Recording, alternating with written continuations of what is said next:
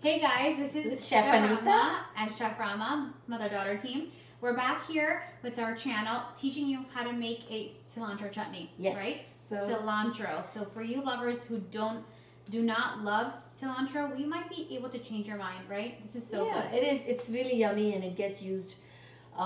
Actually, in Indian homes, you can use it so many different ways. And as we go along with our videos, we will tell you all the ways to use this. Right. But today, first, let's talk about just chutney and how to get the basics. How to make it, right? Exactly. I would say to me, it tastes like almost like a Indian version of pesto. Yeah, but with no nuts. Okay. So again, you want to use your blender.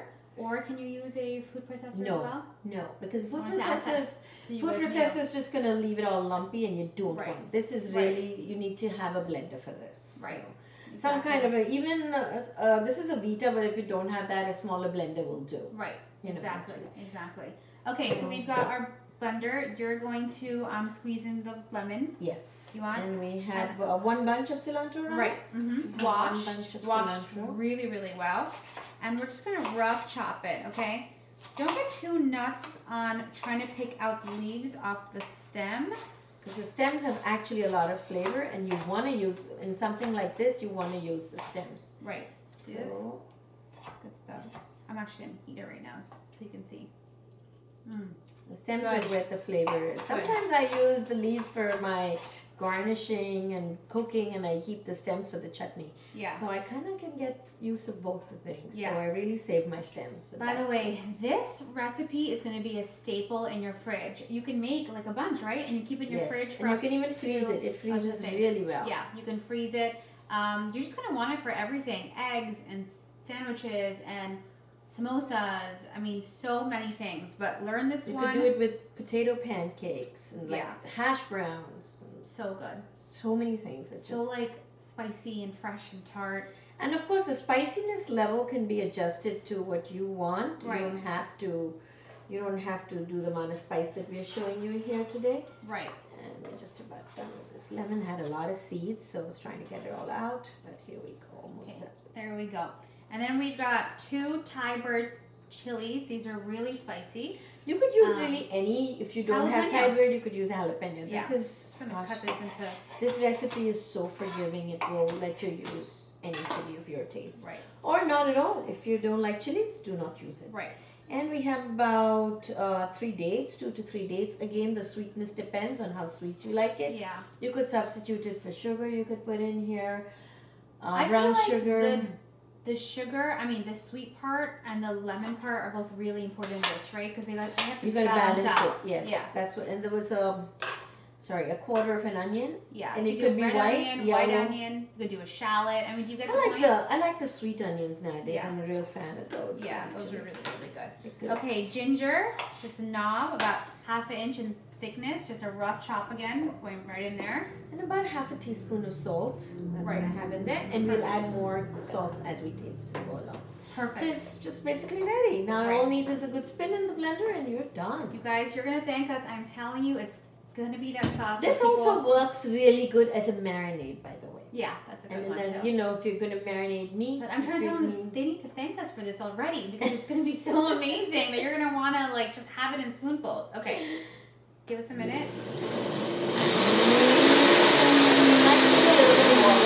So I just want you to see, no matter how fancy your blender is, it needs some help, right? Sure. So about, let's say about 2 tablespoons. You add the water slowly because you really don't want this to be very watery. So just add as much as you need.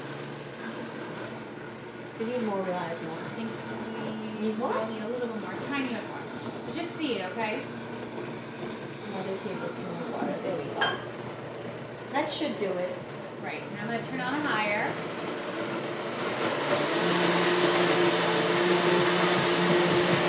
Yeah. Good. Right?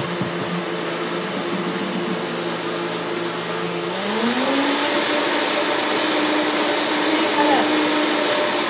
You want to take it out of this bowl?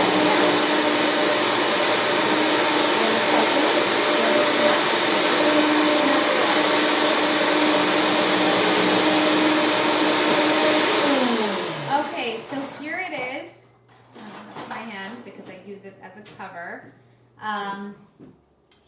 I just want to show you the consistency because I think that is super important. So again, excuse me, that's the Thai bird chilies. Let's taste the salt.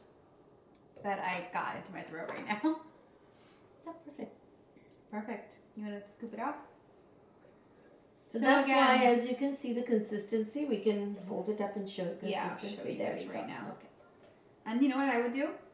I would actually put some yogurt in here and I would blend it. That is so fantastic. My mom right now, by the way. And then you would have an awesome dressing marinade dressing dip. and a marinade. This works really good. good. Should we do it right now? Since sure, we can we're talking about it right now. Yeah, you could use a dairy-free yogurt, or you could just add some. If you don't have a dairy-free yogurt, too, I would even add otherwise just a few nuts and water, and there you get basically a very good marinade. Let me show you guys something. I don't have a dairy-free yogurt on hand, but I've got homemade yogurt that I make in the Instapot, right? Oh my God, yeah. And we're gonna go ahead and we're gonna add actually a whole cup, okay? So this is a great dressing or a great marinade, or even good stir-fry sauce. It's great to use it as a stir-fry for veggies or anything that you're doing. Right. And you definitely don't want to waste it. And it's really great with tofu, if you're stir-frying tofu. It's really good.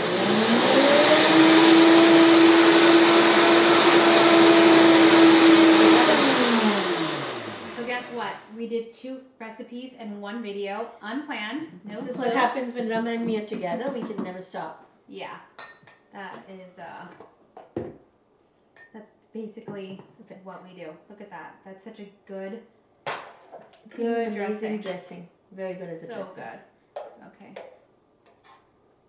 And this is the consistency of the chutney, like you see.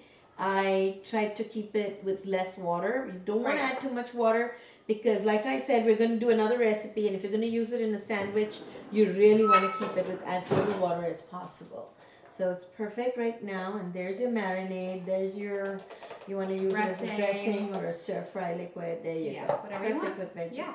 So there it is, a cilantro chutney. And it is just not used for Indian food, right? Oh my God. You can use it for absolutely anything. Tacos too. Oh, anyways, thanks for watching, guys.